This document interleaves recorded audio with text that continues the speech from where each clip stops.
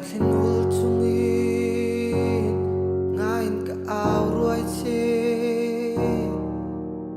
kirsai irel silo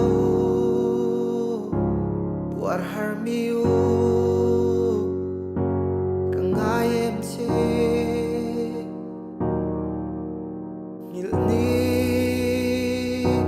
I om silo engan kwanu po hiam hetiam lemei tura inton tirche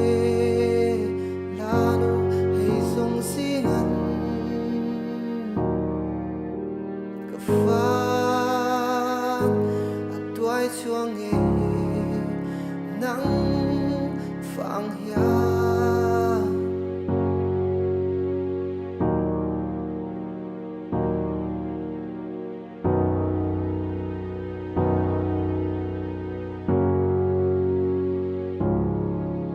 vang ko pui moi tu kalung dum tu katan apar to silo ariang tan hian tor thiam ahar nge ye kware hian in ne mana engan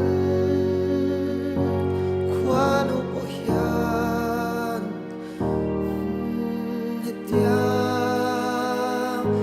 lemei tura inton tirche